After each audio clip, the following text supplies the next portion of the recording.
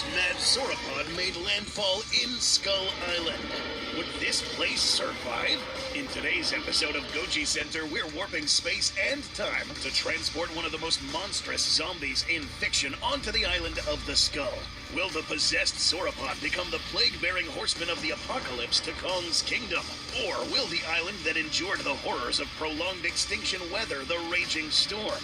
This is Gendy Tartakovsky's primal Argentinosaurus rampage through the island of death.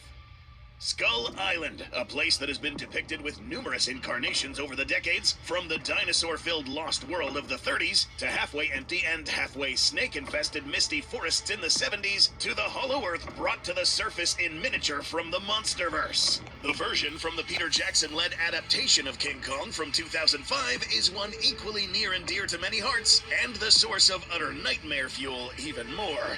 As shown in the movie and expanded upon in the Natural History of Skull Island companion book, this landmass has been ripped apart by tectonic activity and is gradually sinking. One extinction event after another has pushed life to the brink, and the environment itself is as much a hazard as the crowded species, with sheer cliffs and deep crevices being abundant.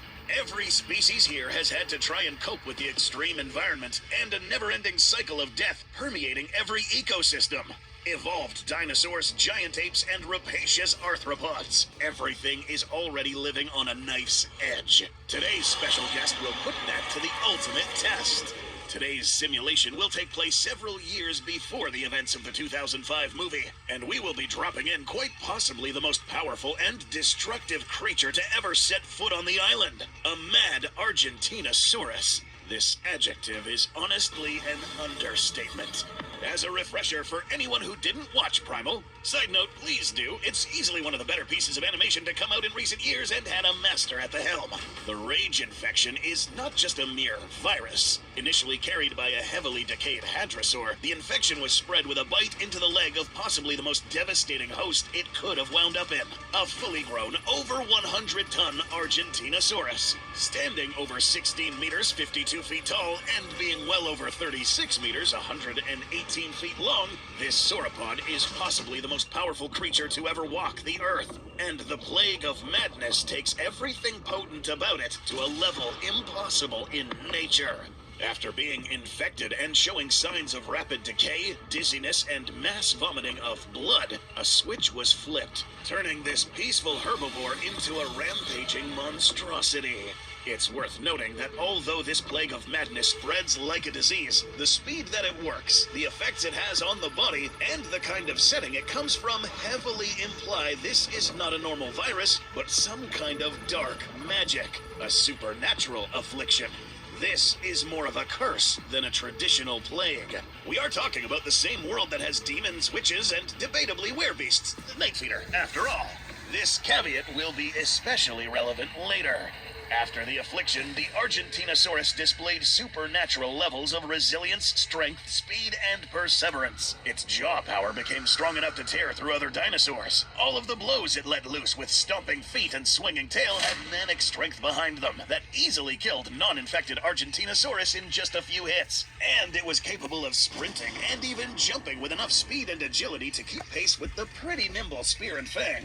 Note that these feats are not possible in a scenario where real, more grounded physics are at play. Never in the history of Earth has anything this heavy been able to move like this. Which then suggests that this plague, apart from taking control of the unlucky big guy, also makes this fella push the limitations of its physical body, far beyond what they should.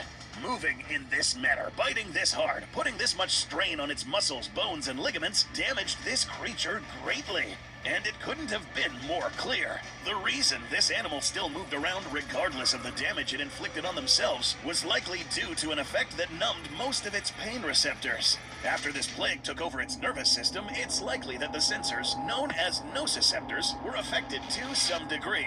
This would be the equivalent of you pulling your leg muscle while running, but instead of stopping, you just keep running and damaging it further without feeling any pain. Same happens here. This was one of the reasons why nothing the dynamic pair of adventurers were capable of could even slow down the rampaging sauropod, and they didn't even bother trying. getting parts of its body sheared off by the walls of the ravine to the point bones were showing, and brief dunkings in lava failed to debilitate this titan. Only prolonged burning finally brought it down and put an end to that nightmare. And only for us to just pick up that nightmare and put it somewhere else. If an Argentinosaurus were to live on this island, it would likely be on the open plains where the other large herbivores thrive. Here is where we'll unleash the sauropod with the plague. Once a lone, powerful giant, and now a demon possessed by a tower of pestilence, the Argentinosaurus will now begin its rampage. Driven by a force that drives the host to kill anything with a pulse, the surrounding animals will likely sense something off, developing inside their new neighbor. In Primal, the aftermath of the Argentino's rampage set off instinctive alarms to every creature it encountered. Fang reactively avoided the corpses of its victims, and not even flies were attracted to the carrion.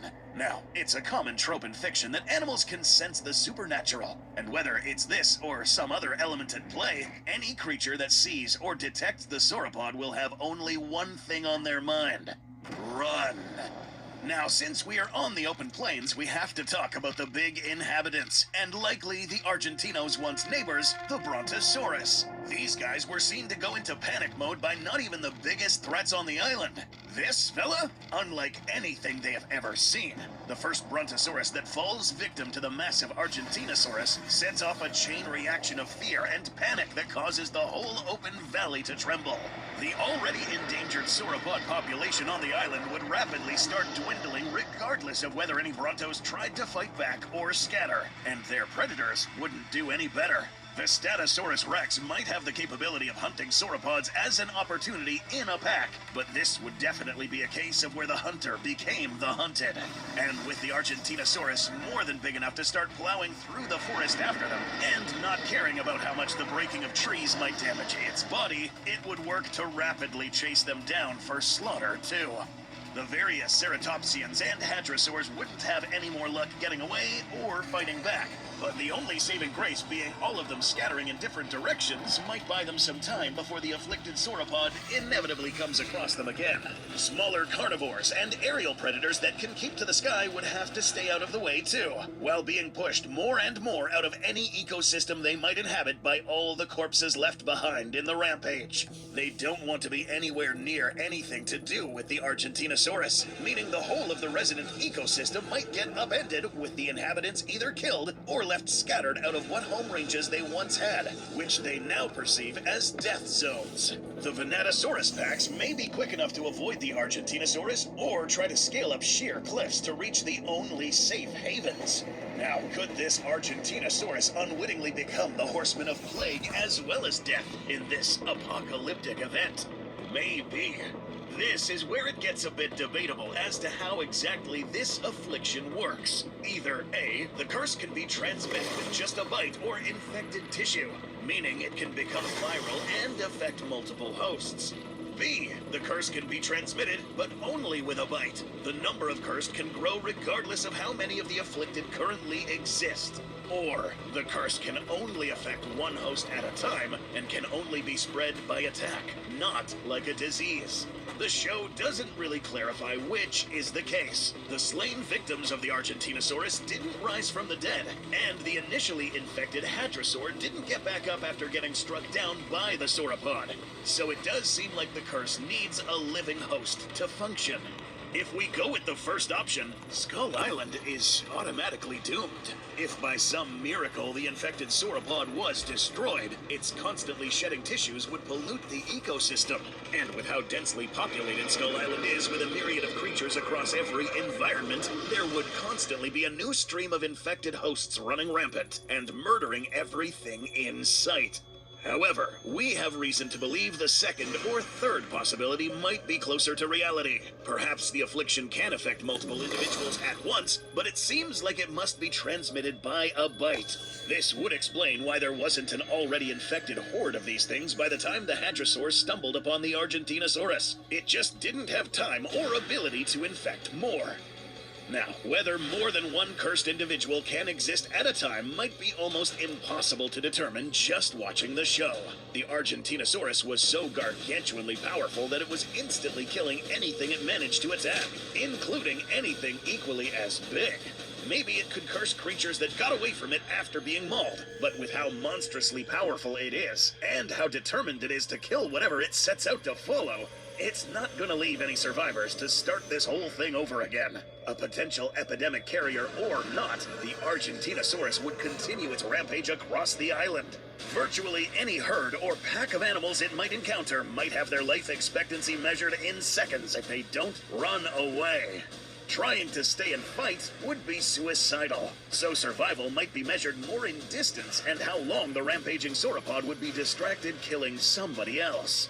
The bringer of death brings doom in many forms. Even without directly killing some victims, plenty of animals would start perishing to the point of risking dying out because of how the rampaging Argentinosaurus could severely damage local ecosystems. With animals avoiding it and its victims like the plague, spilling into other habitats and crowding out other species, a lot of animals are going to start dropping from conflicts over space and resources, potential starvation, injuries from fleeing, or native diseases spreading across different species at a more rapid rate than normal. The only zones relatively safe from the Argentinosaurus wandering into them might be the highlands and sheer cliffs. Even with its speed and surprising jumping ability, this Argentinosaurus wouldn't be able to scale a vertical incline, so some of the mountainous and flying species might be spared most of the rampage, trapped in their shelters seeing the carnage going on down below.